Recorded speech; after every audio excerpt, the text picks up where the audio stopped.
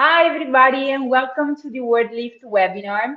I'm Sylvia, the Partnership Manager at WordLift, and today I'm here with Doreid, the SEO specialist in WordLift, and Jarno, International Structured Data Consultant. Welcome, both of you. It's an absolute pleasure to have you here. I'm excited to talk about structured data and e-commerce today. From the audience, if you have any questions, please write them in the chat. We will have a look later. Okay, so let's start. Doreid, I leave you the floor. You can go. Hi everyone. Hi Sylvia. Hi Jarno. Hi everyone. Today we are going to speak about unblocking the potential of e-commerce with driven data solutions. So for everyone who's interested, in the structured data, getting the best of data that they have on their e-commerce website, it will be, an interesting webinar. We have also, a big expert like Jarno, who has been working for years on the data. I'm very happy to have Jarno here. So we have all the time to discuss everything in details. And of course, if you have any questions at the end of the webinar, you can just ask us and we will be happy, to answer all the questions. So yeah, let's, start. Hi, Mia. The webinar. So basically, what we are going to speak, today, we will start, by taking a look on how the SERP was changing. So how the Google shopping experience, has been evolving during the years.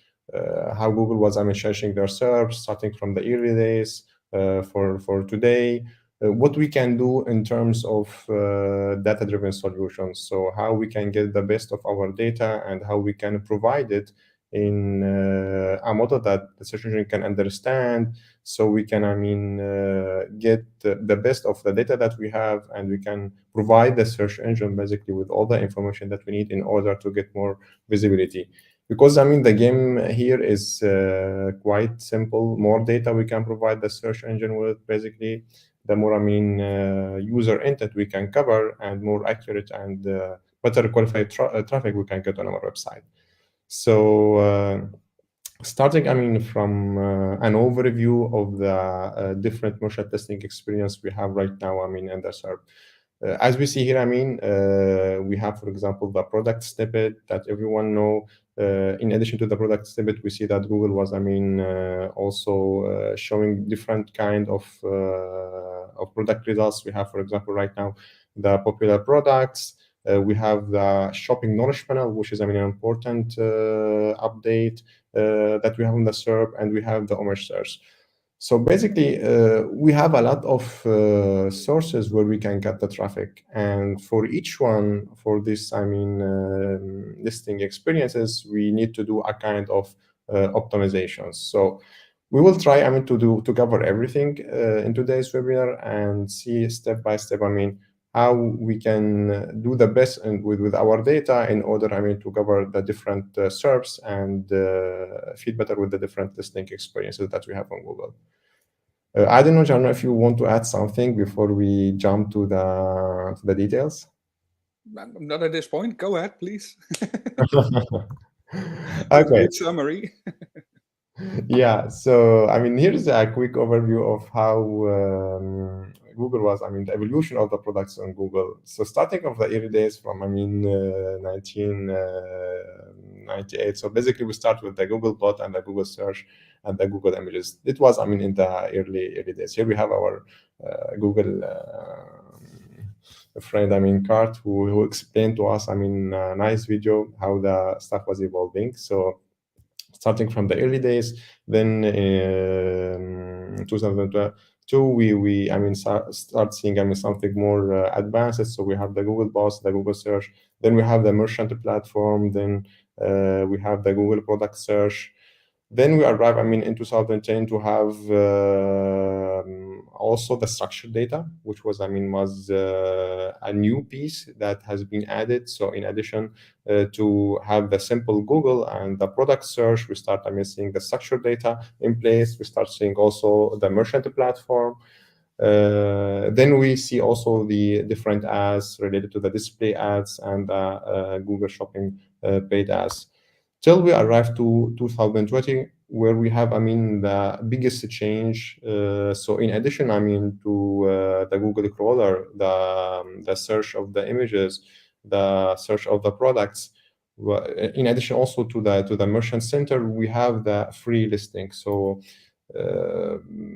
why Google has decided after all of these years to render their shopping area free for everyone?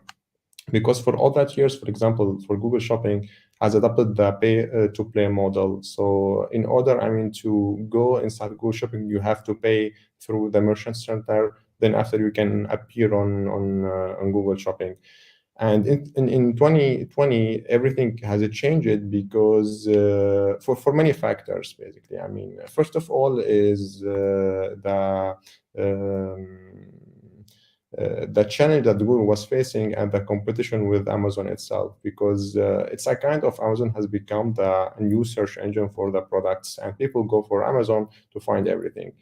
And when Google understand that this will be, a changing thing, because it's not so easy to compete with Amazon, especially was taking all the retail industry. Google has to decided to render free the Google listing on the Google Shopping. So now it's free for everyone to sell on Google, and of course, this will be very helpful, especially for the retailers, because right now they can list for products for free on Google. And Google, at the same time, will be able, to get more information and can guarantee a better user experience for people who are searching for products. Because anyway, rendering the Google Shopping free for everyone will bring more products inside the Google search. And of course, this is very important for Google, because at this point, they will be able also to compete with Amazon, and they can guarantee a better user experience for all those users who are trying to find new products. So everything is starting from there. And I believe, in today's SEO, especially for e-commerce, first thing needs to do is starting with Google Shopping to ensure that we have all the information that's needed, because right now is free for everyone. Yeah. So moving forward, now, we can talk more about the user experience on Amazon and what Google is trying to do in order to render a similar using experience or a better one. So if we take a look, for example, on any Amazon product page here, I just bring a random product. We see that we have different pieces here. For example, we have the image, then we have all the other images. We have the aggregate rating, we have the reviews, we have the price, we have, for example, the related product, we have the brands, we have the shipping delivery times. So all of those information are important pieces where the user find everything he needs, and after they can make the decision of buying something or not. But it's already a very rich experiences. So what Google was trying to do is rendering the information also more useful for the user. So we see, for example, here in the red color, we see the part related for the ads, and after we see, for example, the part related for the organic research. And right now, the organic research, it brings the biggest part of the SERP. So everything we find it under is related for organic, for the free listing. And at the same time, Google start, adding some different pieces like the price, for example. I can choose the price. I can, filter the different products according to the different features, like, the color, the brand, the type of the products, all this kind of informations. And what is, the game here is how my company or my e-commerce websites is able to deliver this specific kind of data. Okay, so I'm able to provide Google with the information that they need, because, for example, if I'm able to provide the search engine with all the information related to the colors of my products. This is an important thing because after Google will be able to distinguish, the color, and I can get more visibility on the SERP because I'm providing this specific information. The same is applied for all the other attributes, the categories, for example, the brand. All the information that I can provide the search engine with will be helpful in order to guarantee my e-commerce websites a better visibility on the SERP. And here we are not speaking, about the classic SEO. We are not speaking about on-page SEO or content or backlinks or something like this. We are speaking only about data. So it's a SEO of data. Actually, And if I might break in here, this is actually a perfect example of yeah. It's not even more search engine optimization, it's actually e-commerce optimization. Exactly. How do I get my products listed correctly? Do I provide the information so I still show up when people start to filter out the data? And on top of that, I think this is actually a part where companies now already have to really worry whether they can provide the correct data, because this is just a starting point. There's a whole bunch of new types of properties and expansions that will be built upon this over the next couple of years. And people who don't get on board now will be faced in a couple of years like, oh, we didn't organize our data to comply for these new types of search results. Yeah, exactly. Very good point. I would say it will become more the SEO of data, as not only, the classic SEO that we all know. So it's data-driven, SEO that we need to focus on. Yeah. Moving forward, now, we can go more to details. So here, what Google is asking us, in order to render our data in the best way, how we can deliver the data. We can do it in two ways, basically. The first one, the famous one, is the Google Merchant Center feed. As we say, it's now free. So first thing that we need to do is ensure that we have the Google Merchant Center, and it's much more easier right now to open it, because in the past, for example, it takes some time before providing the feed, and after submit the feed on the platform. Right now, Google is making it more easier because they are crawling the website and they are suggesting directly the products that we have inside the merchant feed. This, show for us how it's important also to work on the structured data, which is the second important piece in this game. So we have the Google Merchant, then the structured data, because right now Google tell us that even if you don't provide me with a feed for your product, if you don't have a merchant feed, I'm able to crawl your website, and from the website I can bring all the data. So if I have a structured data in place, actually Google will be able to bring the data that I have from the structured data markup, from the product markup, and after suggest it to me once I open my Google Merchant Center. We see that Google already did the work for us, and what we need to do is only, bringing the data that Google already crawled and implemented inside the Merchant Center. But this step already is a huge step, because now people, they don't have, to do the stuff themselves. Google is already doing this different task of implementation for them. Yeah, we're not there completely yet, though. It depends a lot on the category of products, the types of products you sell. Yeah. I think about 95% of Google Merchant Center feed specifications have now been translated in schema.org markup. Yeah, exactly. But that's a hefty process, and it's taken Google a couple of years to implement those as well. So at this moment, if you really make extensive use of certain ad features, it's still better to provide a feed and complement that with the structured data, simply because not everything that you can do in the feed can still be reproduced in structured data. In theory, it can, but it has not been fully adopted yet. Yeah, exactly. Especially, when it comes to a big number of products, of course, having a feed will give more flexibility, especially when the price, are changing from time to another. What I was trying to say is, it's a kind of understanding how Google is moving, because before, for example, 2 years ago, this was impossible. Right now, we see is a little bit if it's moving in that direction. And of course, I mean, we know that the two systems are working in different way, because when we add a merchant feed and we have the APIs, we know that the update of the data, for example, like the price, is immediate. But on the structured data front, it will take more time for the crawlers in order to, I mean, crawl the page and after bring the data. But as I mean, Google was explaining, both of ways are fundamental. So we need, I mean, try to cover both aspects, the merchant center and also the structured data, which is also an important piece. I believe you're Jarno. Yeah. I think the role of structured data is only going to grow. Exactly. At this moment, the XML feeds are providing a huge data set to Google that's pretty accurate. And the accuracy of structured data overall isn't at the same level as the XML feeds are. But that's a growing process, meaning that over the next couple of years, Google is going to look at both data sets more and more to see, okay, do they both say the same thing?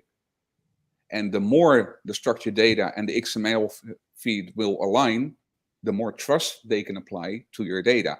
So that's actually a type of data trust score. How accurate is your data? And how sure is Google that they can actually use data from either structured data or from the XML feeds?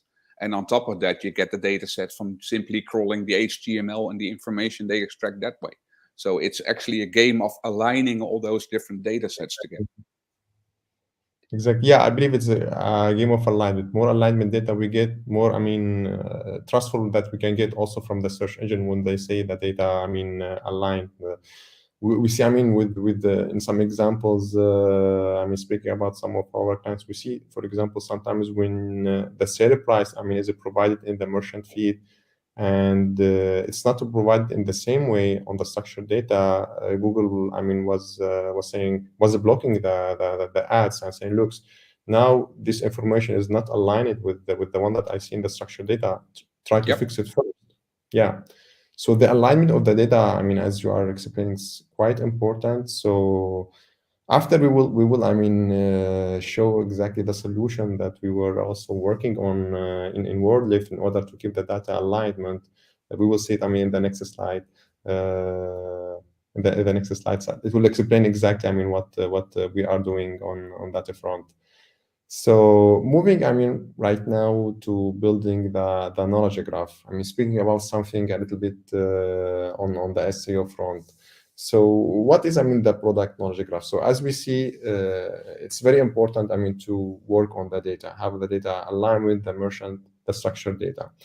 When we speak about the knowledge graph, is basically when we want to do a step forward and build a data set behind our website, because we know, I mean, if we have the data right now, I mean, if we have the product markup or the other data, we can build this data set that contains all the information that we have about our e-commerce. So it's a kind of portfolio that contains all the informations where we add all the products, and each one of these products will be recognized by a unique ID.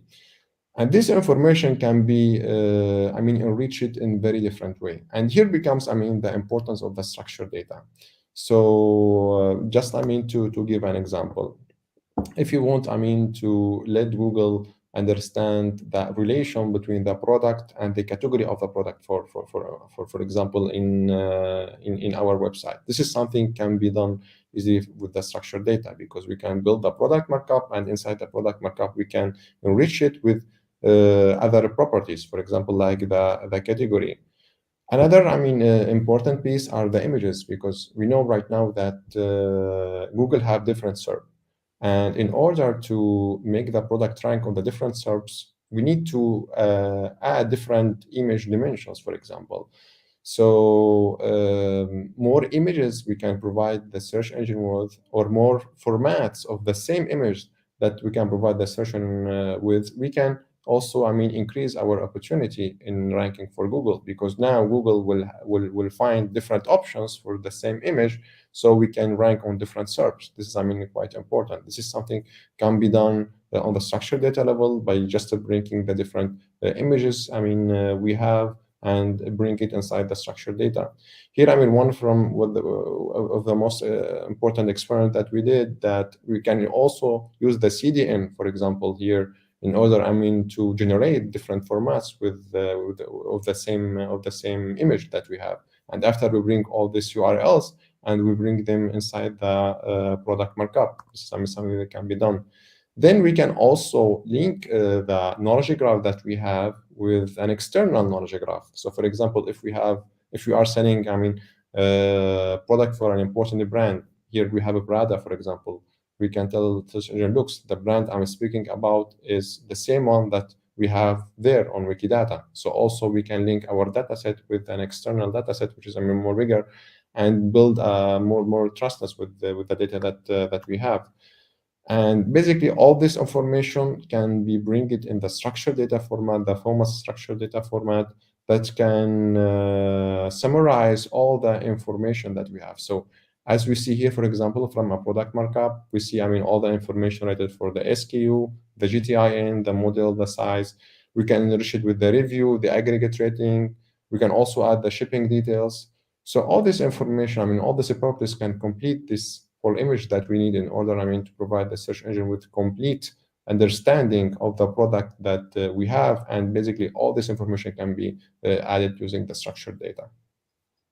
If I might add on this one, in your example on the top right, you have the size. That's one of the things that has been, well, I think we've been working on that for a year and a half, something like that, over at schema.org, just to get sizes into the vocabulary. Yeah. Here you have a quite simple annotation of sizes, but you actually go into specifying the unit you're talking about, inches, centimeters, meters. It goes really extremely deep. This is exactly what you are speaking about. You just anticipate, I mean, the slide. So yeah, I mean, we see this is, I mean, nice piece exactly. Here, I mean, it becomes when we need to handle the complexity of the product, for example, pricing and shipping. Now I jump directly to the size, because you already, I mean, you're speaking about Jarno. So yeah, I believe, I mean, something important, because we have different also metrics on the size itself. So I mean, we have, for example, the size of the shipping, and we have also the size of the product, which are two different things. Yep. And we can, I mean, specify both. But anyway, all this information we can get it using the merchant center, for example. So it's a kind of completing the data on the two sides, and finally we can get there, and we can provide the search engine with all the properties that we have. Yeah. Other things, we have also, for example, the price, another example, which is, I mean, quite interesting. Here also, I mean, we have different pieces. So basically, I mean, if we have a discount or something, we can also, I mean, use the sale price attribute, for example. So this is something nice. We can use it with the merchant center. So we can bring, I mean, the price, then we can bring the sale price. And we see also, I mean, that this property right now is not there on the schema. Google tell us that it will arrive. But right now, for example, we have in the merchant center. So we can use it right now, I mean, from the merchant center. We have it in schema. That's the price type property. It's just not on the Google organic documentation. Yeah, exactly. So we're in a transition phase where we actually created what we needed in schema.org, but now Google needs time to implement that within their own systems and within the search results. And I think people underestimate how big turning their infrastructure in certain parts upside down, inside out. They're going crazy over there. It's just the documentation is like a literal hell to get sorted for them. Yeah, for something quite important. I mean, this is also on the other side can make us understand the importance, I mean, of getting there. I mean, because there is a lot of opportunities. I mean, Google is still evolving. I mean, their serps, so people who can jump right now and get all this stuff, I mean, done in the correct way, then they can also lead the competition after. Because something like the sale price, it looks very obvious. But in fact, we are still, I mean, not in the phase that we can get that sale price, I mean, implemented in the correct way in the structured data, for example. So it's a huge opportunity. The same thing also for the price drop detected, for example. It's also another nice piece where, I mean, Google can also, I mean, see how the price is changing and tell the people, looks, we have a drop here. You can, I mean, go and buy it. From personal experience, I can tell you there's an entire industry that's not happy that Google is doing this, because I've worked for some international price comparison sites, and those companies are not happy Google has been introducing a price watch. That's something that eats right out of the business of price comparison websites. So you also see in that field, you see a lot of business struggles going on, and review sites are getting really slapped around by Google right now, because they're stealing their best features and are implementing them directly in the search results. Yeah, exactly. And we see, I mean, a lot of changes, for example, on the Google documentation in the last year. I mean, once they introduced the merchant listing, when we try to, for example, check the rich results, we see, for example, that at the beginning it was, I mean, showing a lot of errors. Then they change it. The errors becomes warnings. So we know also, I mean, that Google is struggling a little bit to, they are doing also a lot of experiments in order, I mean, to arrive for this defined, I mean, user experience that they want. So all people can use the standard, I mean, to apply all everything and try to get all those features. Yeah, and they're busy broadening their understanding of structured data. If you look at the rich result test right now, it is way complexer than the previous structured data testing tool was. The old structured data testing tool has been donated to schema.org, so that schema.org has its own valid parser without all the notifications by Google. So Google schema.org's validator is now a neutral tool, whereas the rich results has gotten a lot more understanding of the structured data. They actually understand that things are nested. They actually understand that nested things can also be the main thing for a search result. So a deeply tucked away piece of video markup on a page can actually start showing up as a search result if you put it on the right place on your page, where previously you could only get product rich results, but now suddenly different parts of the structured data can all be eligible for rich results. So there's a deeper understanding going on where they're working on right now. Exactly. Yeah, moving forward here, I mean, I would like to focus, I mean, as we have, I mean, a lot of SEOs in the webinar on a piece of information which is quite important, related for the GTI and the global identifier. So here, I mean, if we go to the Google documentation and read what Google is asking about the GTI, and we can understand how important it is. So this is something that I always recommend. I mean, we try to repeat it in every webinar.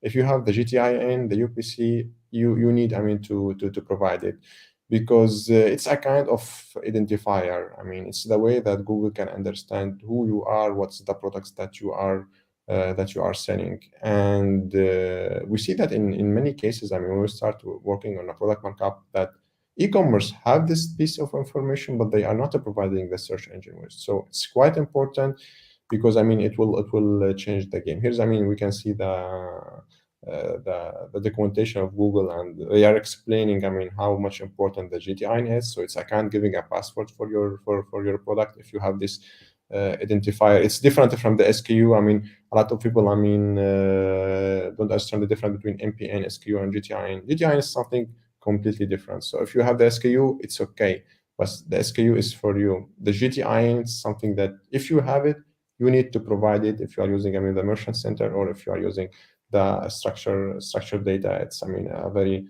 very important piece. A lot of things within Google systems are organized around these identifiers.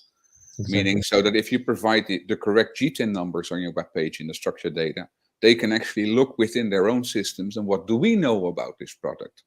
And even if you don't have all the information they have, that means they can complement your information in the search results without you being able to provide every single detail. But to give them the opportunity to do that, you need to have your identifiers and the correct identifiers in place.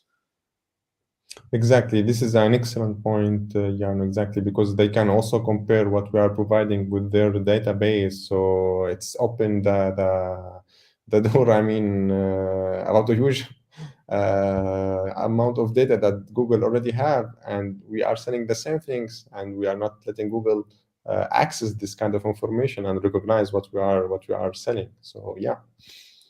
The same thing can also be useful, especially when it comes to big e-commerce websites that they are selling the same product. I mean, you can imagine the GTIN is a kind of hair-frank tag, because I mean, Google, if you are selling the same product, for example, I mean, across different languages, they can also understand that you are speaking about this product in different languages, and this is the GTIN that can be recognized in order, I mean, to understand what this product is. So imagine, I mean, that the GTN is kind of hair-frank. It can be also useful, especially when we, I mean, sell on different languages. Then, I mean, now we move to the part related for the merchant feed. So we will speak, I mean, about what we do here in WordLift, basically, in order, I mean, to build the product knowledge graph. So as we explained before, I mean, the merchant center is becoming more and more important. And what we were, I mean, trying to do is find a way in order to bring the data that we have already in the merchant center and build the structured data directly based on the information that we have. And this is, I mean, the new tool that has been produced, I mean, by WordLift that can help us doing this. So what we are doing here, we go to the merchant center. We have all the product there, okay? We ask, I mean, our client, I mean, to give an access for the merchant center, or they can do it themselves. And basically what we do is bringing all the information that we have in the merchant center, transform it into the structured data format, and publish it directly on the website. So it's a quite easy way. I mean, it requires some small steps. Even, I mean, if someone have no idea about the structured data, have no technical background, it's enough to have the merchant center. Then with this tool, basically, you can, I mean, build the merchant, the structured data for the whole website. So it's, I mean, just some steps, adding a merchant center, I mean. And then what we need to do is, I mean, choosing the website that we have. So if we are, I mean, handling different merchant center, we can choose, I mean, the website where we want to build the knowledge graph. And basically, we just go next and next. We connect this with, I mean, our Gmail account, if you have a Gmail account. And with this, basically, we will be able, I mean, to have all the information there and publish it directly on the website, which is, I mean, quite cool, because it requires no, I mean, the background, just a few steps. If you have the merchant center, you will get all the structured data there. And of course, after, if you are able to, I mean, give more data and the merchant center, be accurate with the data, everything that will be done on the merchant center will be automatically transformed in structured data formats in the product markup, and will be published directly on the website, which is, I mean, a huge step forward, because it will automate the whole process, and it will require no technical background. If I might ask a question. Yeah. Does this only work for Merchant Center, or can you also create a Amazon feeds with this? Or is this just a link between the Merchant Center and your structured data for now? For the moment, it's only for the merchant center. Okay. Yeah, for the moment, we are bringing all the information from the merchant center APIs, and we are building directly the knowledge graph. Of course, I mean, this can be extended in the future. Yeah, you have to start somewhere. Yeah. I know, I mean, that Amazon, you told me also before that Amazon have more accurate data, for example, relating for the categories. But I mean, let's start with the basics. I mean, this stuff is already huge, because I mean, it's huge, but this is exactly normally, from my own experience, what I've done the last 6-7 years is that we started creating knowledge graph actually based off merchant center feeds. Yeah, exactly. Not as an endpoint, but as a starting point. What you see in a lot of organizations is that they have a lot of different, especially the larger e-commerce organizations, have a lot of different departments that are managing different types of data. And Merchant Center is only one outlet of that data, but you also got affiliate sites, you also got marketplaces. So there are a lot of places where different types of data sets need to go. What you see happening in a lot of organizations is that different people are managing those digital marketing data sets as well. And for the last 6-7 years, I've been working on projects where we said enough is enough. We start with the Merchant Center XML feed, and every piece of data that's organized within that from every different system, that's injected into that same feed. So you still end up with an XML feed that contains everything that Merchant Center needs, but you actually start to build on top of that and to create an XML feed that represents your entire knowledge graph. So you can serve not only externally, but also internal organizations actually can simply hook into that XML feed. So you can do awesome things even for your own organization by expanding on that XML feed from Merchant Center. Exactly. And the strange thing that we find that a lot of organizations, they are not using all what they have. So they have the data, but they are not trying to use it in the correct way. I believe that the value here, or what WordLift do, to facilitate this operation is this tool, for example, is already will automate the structured data. So there is no need, to go to the example. There is no need to customize it. There is no need to look at, because also we started, looking at this information before. Even, in our journey, first we were looking, to the feeds. I believe having a standard like the APIs of the Merchant Center will be a good, and this is, very scalable solutions, because you have a standards and you are using the standard in order, to scale everything up.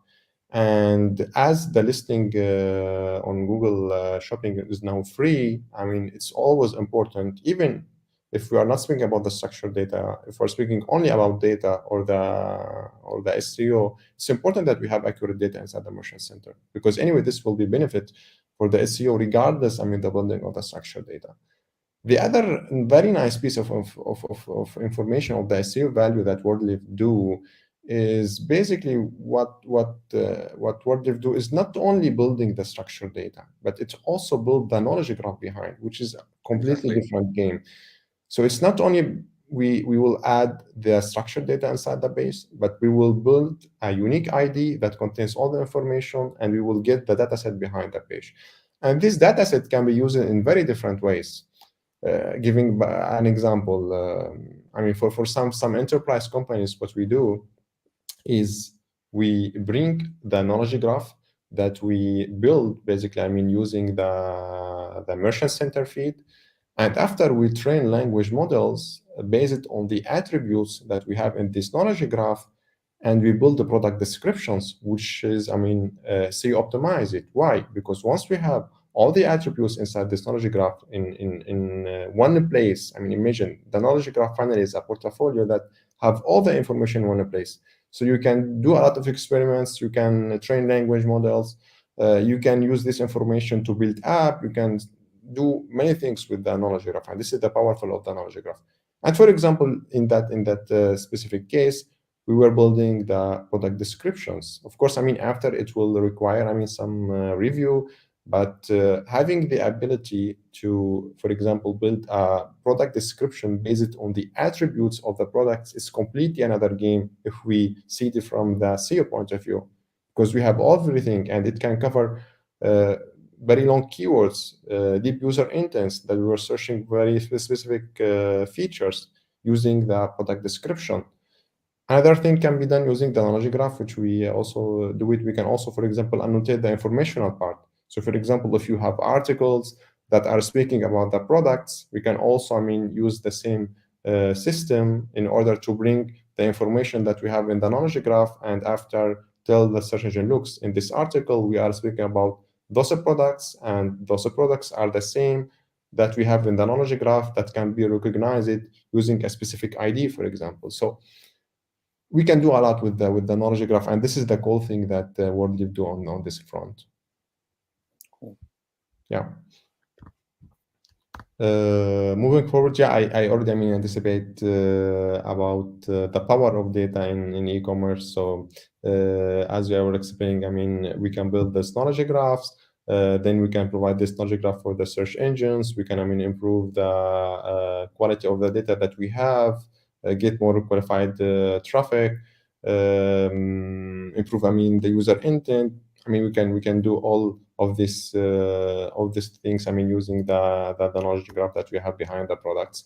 And here also, we can see how the experience on Google right now is very rich. So we see that from the product knowledge panel, we can see many informations. So we see that Google, for example, are bringing the reviews from one side, they are bringing the images from another side, they are showing different results that's coming from different e-commerce websites. So right now, the user experience is very rich. Users can find many information, and all this information are coming from many different places. And the game here that if I'm able to provide more data, I will, increase my opportunity to get inside the knowledge panel, the product knowledge panel. Get inside all of these different SERPs that we have. And here, for example, we see, some of the results that we get, building knowledge graph for e-commerce websites. Here, the first slide, the first one that we have here, it shows us, how the impression was, moving on a big e-commerce website. This one, is a nice one because very realistic. So we see that the situation is not optimal there, because we see, for example, we have a lot of errors, we have a lot of warnings. We have only a few products which are, have everything that Google was asking. Of course, this is, according to the old Google Search Console. So I believe it's 1 year ago. Now becomes everything green, but before, if you have the warnings, everything was in yellow. And we see that once we implement the knowledge graph, the impressions were going too much higher, even if we have the product markup before, but the product markup there wasn't enriched, doesn't have all the information. We see that after implementing the knowledge graph, Google was able to understand deeply all the information that we have. And as we have a lot of products there, we see this a huge, chunk in the impressions, because Google finally detect all this data. So even if there was there in the product markup, Google wasn't able to see them. But when we combine them with the knowledge graph, when we combine them with more detailed information on the structured data fronts, we see this big increase in the impression that leads to also, of course, to the increase also of the clicks. In the second example, also we see, something similar with a little bit different approach. So in the second example, we try to separate the websites in two pieces. The first one, we apply the knowledge graph. So we add the structured data, we apply the knowledge graph. And in the second one, we didn't do nothing. So we use two groups, one variant was one control group. And after we study the difference, how the traffic was going on the both sides. Of course, in order to do this, we try to bring pages that have similar number of clicks, and they are, selling similar products.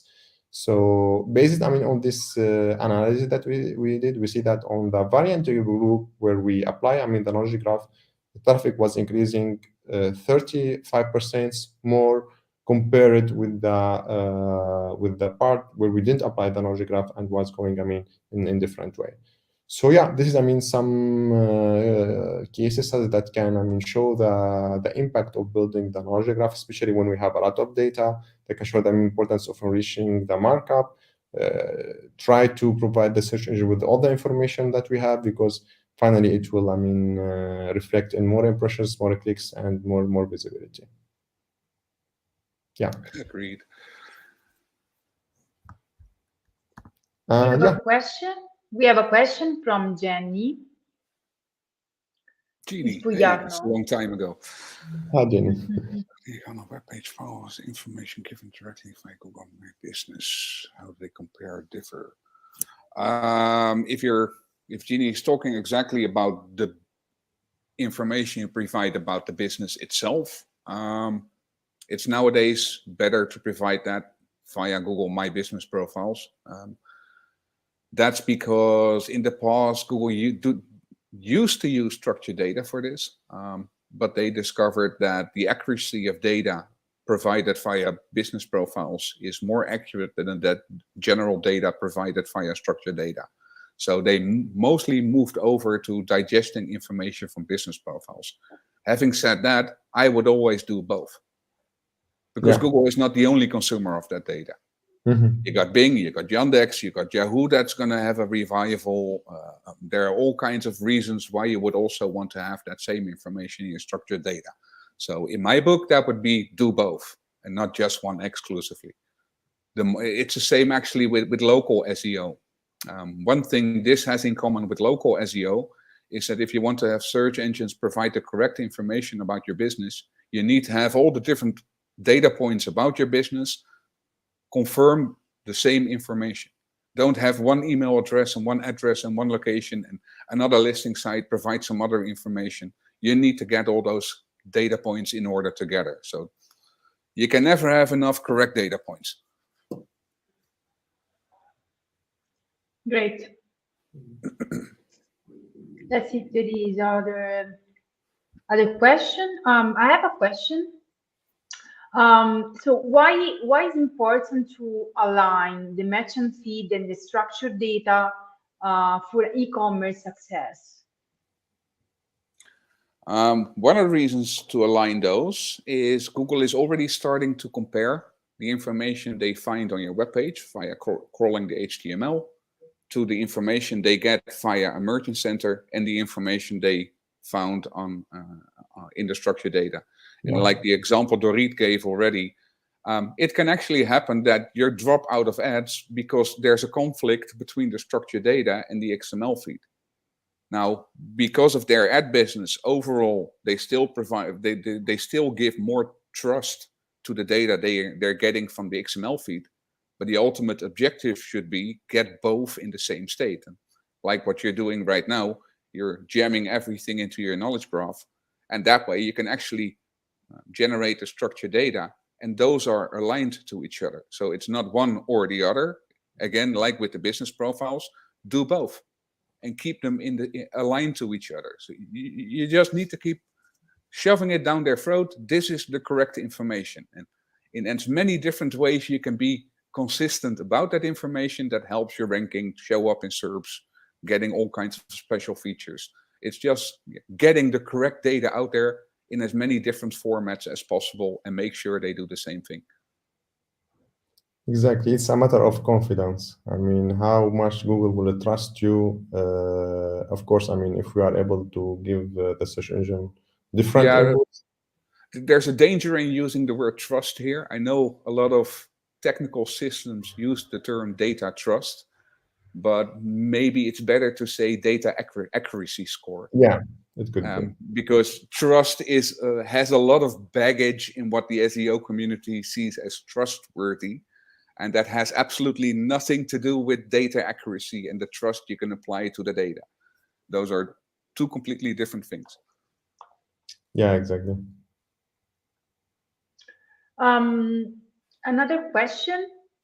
What are the different merchant listings experience available on Google Shopping? This is for both to Jarno and Doreid. Well, I personally myself am not fully aware of all the options there are in the ads, but that's because I don't work at the digital marketing departments. I work for the digital marketing departments. So they need to get some data in order throughout different marketing outlets. Then I'm the person they go to organize that data. But I'm not fully, being an SEO in the past, I can tell you a lot about the organic features, but the paid features is not my strong point. I'm about creating the data sets. Yeah, Silvia. So basically, I mean, now we see, I mean, different SERPs. So we have, I mean, the normal search. I mean, when someone try to find a product and they find it direct, I mean, from Google search. Then we have the images. I mean, right now, especially when people are, I mean, searching for clothes, something like this. I mean, they go to Google Image. Then we have Google Shopping. So we have, I mean, different SERPs, and we have the popular, I mean, products. We have, I mean, those are the main 3 or 4, I mean, types that we have. And of course, in order, to rank for all of them, we need to provide data. We need to provide data. As an example, for example, the image example that I mentioned before, if we are able, to produce different image formats for the same image that we have and provide it in the structured data format, this will be very helpful because it will help us, ranking on the different SERPs, as Google will be able, to have different options to choose from when it comes to images. If I can add to what that, one of the cool things is when we actually start providing a knowledge graph, and it's a topic you see a lot with people working with content, structured content. Yeah. If you look in a general knowledge graph, you don't see one product description. You actually see several product descriptions. You don't see one product name. No, there are actually different product names, one more long than the other, depending on the outlet needed for that data. If you start to build a good knowledge graph, you actually can start recycling a lot of your data. And nowadays you still see a lot of marketing departments where marketer each writes its own description, writes their own title. And if you got that well and organized within your knowledge graph, you actually can simply recycle the same information you use in part for Amazon to use for a different marketplace. And then you're also touching the world of structured content and being able to reuse that content in all kinds of different outlets. Exactly. This is the power of the knowledge graph. You get it right. Exactly. Now you only have to write it down once, as opposed to 5 different people working on exactly the same thing, but don't know that they're all doing the same thing. Yeah, exactly. Exactly. Retraining, the language models reuse the data that we have. Yeah. I have another question here. What can we learn from Amazon product knowledge graph, Jarno? Well, I haven't worked with the Amazon product knowledge graph itself. What I have been doing is organizing, and then we really help, not organizing it myself, then we're working with large e-commerce parties that have like, yay, here's 100 million products, can you sort them for me? So I do that in cooperation with people that actually manage those products. But marketplaces have additional properties, for example, they want to have. So even though Merchant Center seems to be asking a lot, if you go into certain Amazon categories, but also eBay, you actually see that the requirements for their XML feeds contain a whole lot more information than you would normally provide for a Google Merchant Center. And that can be completely different depending on the country you're in, the type of marketplace, the type of affiliates you're working with. So overall, and that's where we talked about a little bit back, if you start with, for example, the Google Merchant Center feed, then you can start building on top of that. What you see happening in a lot of organizations is that they build a separate Amazon feed. No, don't separate the two. Push them into the same XML feed. Build on top of the other and keep continuing that. So you also do affiliate marketing, also stuff your affiliate information in there. And keep expanding that XML graph. And that way you can actually connect more and more marketing outlets with less and less work you have to do to realize that, because you actually already have that information in your overall knowledge graph. So once you start building that knowledge graph, it becomes less time consuming the more energy you put in it. Exactly. This is also, a quite good point, because I believe, in addition to what you said, Jarno, it's important that we have also our data set. We know, for example, the Amazon knowledge graph is a huge, but they will use it for the benefit of Amazon. Obviously. But we need, if I have an e-commerce, I would like to have my data set. I would like to have my knowledge graph, because finally it's mine. And after, the search engine will come and use it. So it will be used by Bing, it will be used by Google to improve the visibility of my website for my benefit. But at least the data is mine and I can play with it finally. I have my data. And the biggest issue I see arise is especially those small e-commerce websites that started out in a garage, 5 people working there, and then data isn't all that much of an issue. But then that business starts to grow. And often you see that the data management they apply within such an organization doesn't grow with the size of the organization. And then at a certain moment, they're like, okay, now we're making enough money. We need to expand our advertisements and we need to go into different channels. And then they suddenly discover, oh, we have to almost rebuild half our data stores because we never organized it. Yeah, we never stopped to think about the future. We were always busy with the present. And that's one of the advantages of a knowledge graph, is that you actually can pretty easy extend the information you have in there. So once you started building your knowledge graph, independently in what type of system or what type of language you store it in, you have one central point where everything ends up. Exactly. And then it starts to become easier and easier and easier to modify those data sets. Oh, I need a new property here. And you eject it into the entire library in once. Yeah, I like what you said, that we don't have to be too much busy with the present, but we need to think about the future. Yeah, it's especially for those businesses that have dreams to grow, make sure your data management grows hand in hand with your dreams. Because more often than not, it's the lack of proper data that blocks companies from expanding. Yeah, very nice point. We have another question from the audience. What additional properties are under discussion in the schema vocabulary that will have an impact on e-commerce?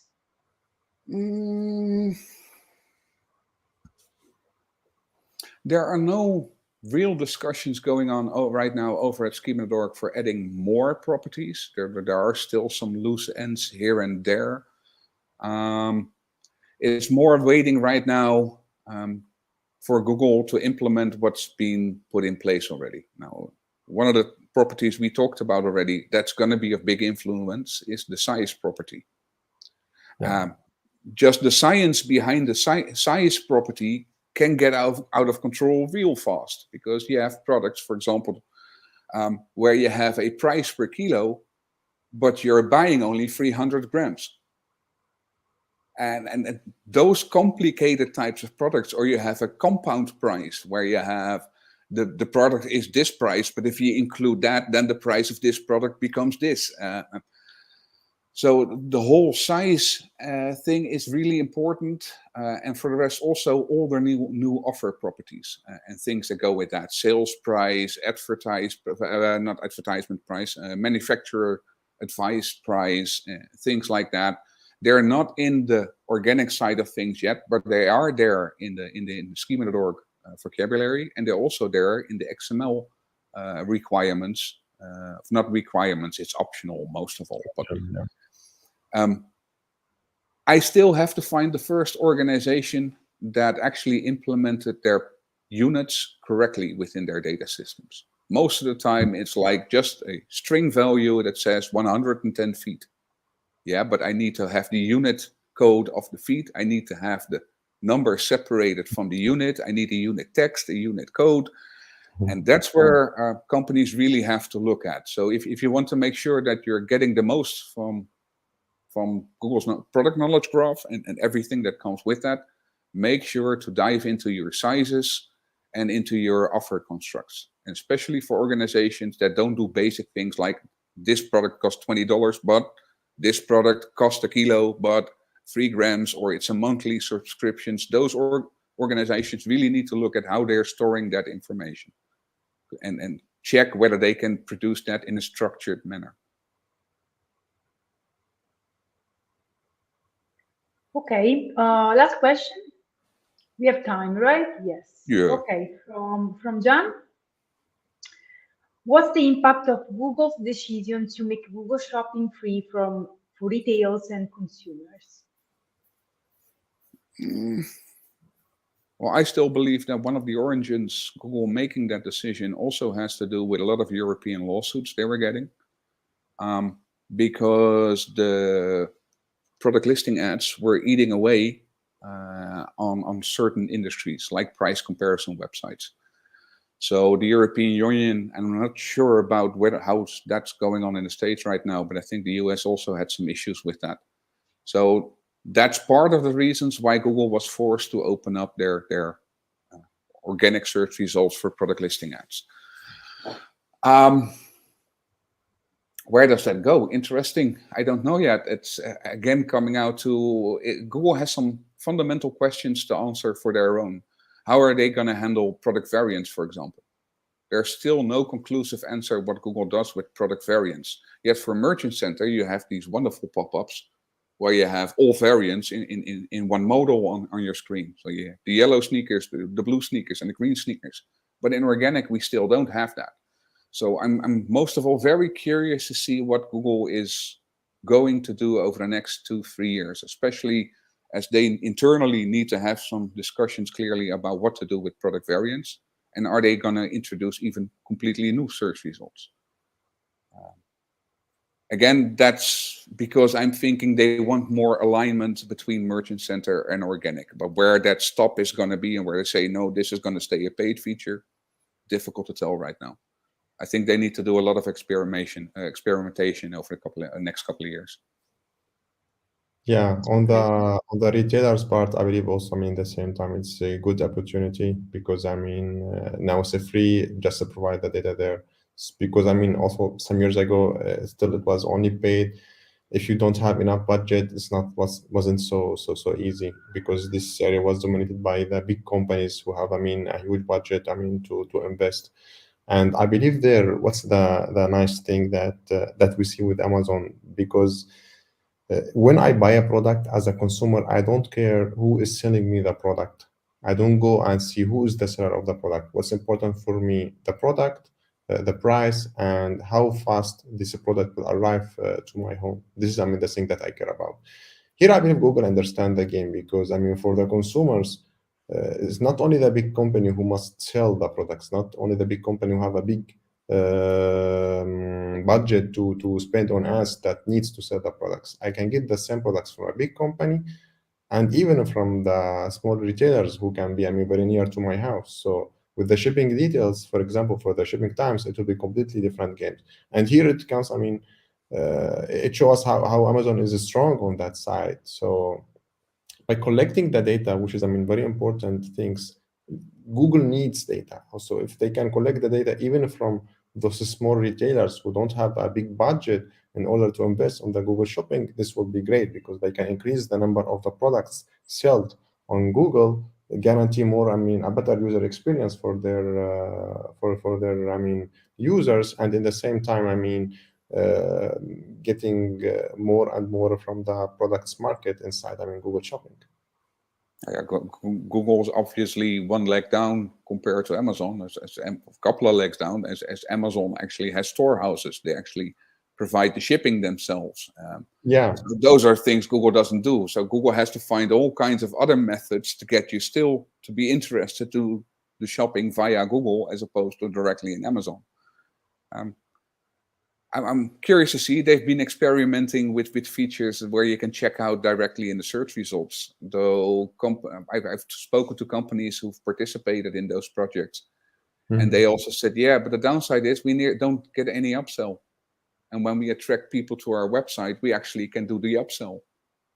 So there's a lot of, again, companies need to do a lot of experimentation. What works for your business? What doesn't? What, you know, are you winning or are you losing with the advertisement? Do you miss the upsell? Don't you miss the upsell? Yeah. And the same goes for Google. They're going to go into new things with all this extended structured data. And now they have to figure out, okay, what works for our customers? What works for our business? So I'm expecting to see a lot of experimentation over the next couple of years. And those who are prepared for that, yeah, those will reap the benefits. You know, don't just look at the specifications. Just look at what can you provide so that you're prepared for any new feature that comes along prior to it coming along. Exactly. Make sure you're an early adopter. Be prepared. Be prepared. Awesome. So thank you so much, Jarno and Doreid. Thanks for your discussion, for your tips, suggestions. Thank you so much. It was very nice to have you here, both. And I hope to see you soon with another episode, maybe. Yeah, thanks for having me. I'm always, you can always call me. Thank you again. Thanks to the audience also for the questions. Bye. Bye-bye. Thanks, everyone. Have a good day, everybody. Bye-bye. Have a good day.